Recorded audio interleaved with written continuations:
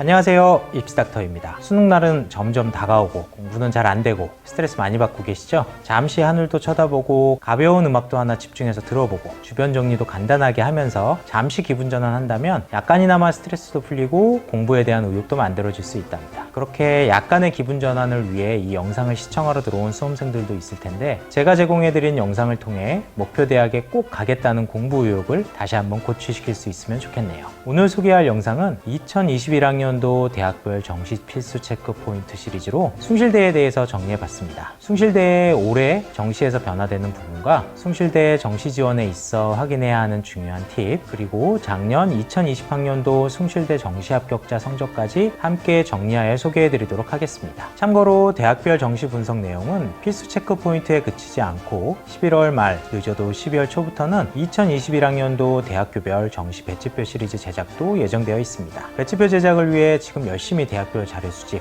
전년도 성적 분석, 경쟁률 및 전형 변화 분석하고 있는 중이니 구독과 좋아요를 통해 11월 말 이후 제공될 2021학년도 대학교별 정시 배치표 시리즈도 놓치지 말고 시청해 보시기 바랍니다. 본론으로 돌아와 숭실대 정시의 2021학년도 변화 부분에 대해서 이야기해 볼까 하는데, 우선 한마디로 정리하면 전년도와 크게 달라지는 부분이 없다입니다. 화면에 보여지는 전형별 선발 방법에서 정원의 특별 전형만 서류평가가 포함되는 것으로 변경되는 정도의 변화가 있었고, 스마트 시스템 소프트웨어 학과가 AI 융합학부로 모집 단위명을 변경, 추가적으로 모집 인원까지 대폭 늘린 변화가 올해 숭실대 정시에서의 변화되는 전부랍니다. 다음으로 소개할 내용은 숭실대 정시 지원을 생각하는 학생이라면 한 번 정도 체크하고 지원해야 하는 요소를 살펴보겠습니다. 화면에 보여지는 내용은 숭실대 2021학년도 정시 모집군별 모집 단위 표입니다. 이 표에서 주목해야 할 부분이 두 개 있답니다. 하나는 여러분도 바로 찾을 수 있을 텐데, 바로 인문자연계열 모두 가나다군에서 선발하고 있다는 점입니다. 숭실대와 비슷한 수준 또는 그 이하의 대학 상당수도 여러 군에서 학생을 선발하고 있긴 한데, 숭실대는 가나다군 어디로도 지원할 수 있도록 학과를 배치해 놨습니다. 참고로 국민대도 가나다군 모두 지원할 수 있습니다. 군마다 배치된 학과가 다르기는 하지만 학과보다는 숭실대 진학을 1순위에 놓고 있는 학생이라면 두 개의 모집군에 어떻게 지원하느냐에 따라 남은 하나의 군에서 숭실대를 전략적으로 선택해 지원할 수 있는 것이죠. 다음으로 주목해야 하는 두 번째 요소는 표 하단에 적혀 있는 추가 설명 부분입니다. 자연계열 2 및 융합특성화 자유전공학부 교차 지원을 허용하는 모집 단위라고 적혀 있죠. 자연계열 2로 구분되어 있는 학과와 융합특성화 자유전공학부는 인문계열 학생도 지원할 수 있다는 뜻입니다. 숭실대 수능 성적 반영 방법에도 나와 있는 내용인데, 자연계열 2와 융합특성화 자유전공학부는 수학 나형과 사탐을 응시한 학생도 지원할 수 있는 학과들이랍니다. 그럼 이게 왜 중요하냐? 영상 마지막에 숭실대 2020학년도 정시 합격자 성적을 공개할 텐데, 이 학과들 중 자연계열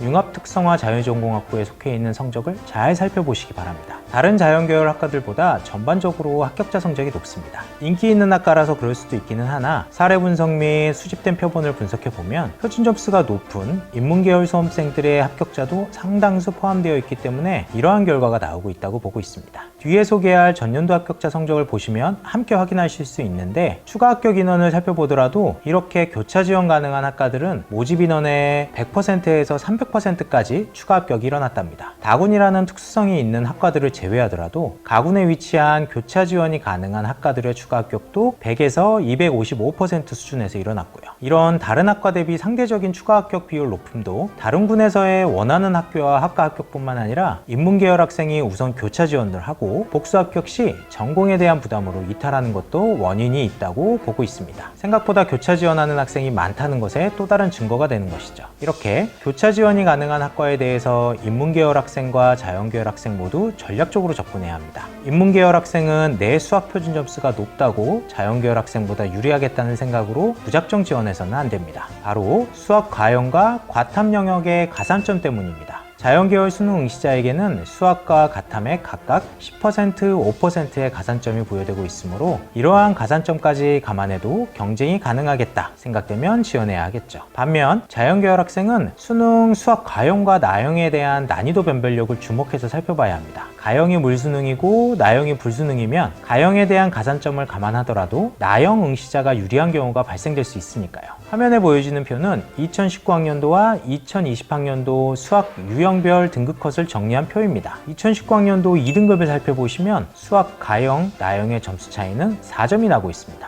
가영 응시자와 나영 응시자가 나란히 2등급을 받았다고 했을 때 숭실대 가영에 부여되는 10% 가산점을 감안하면 8에서 9점 정도 가영 응시자가 유리하게 됩니다. 반면 2020학년도 2등급을 살펴보면 가영과 나영의 점수 차이가 6점입니다. 가영에 10% 가산점을 부여하면 6에서 7점 정도 가영 응시자가 유리하게 되는 것이죠.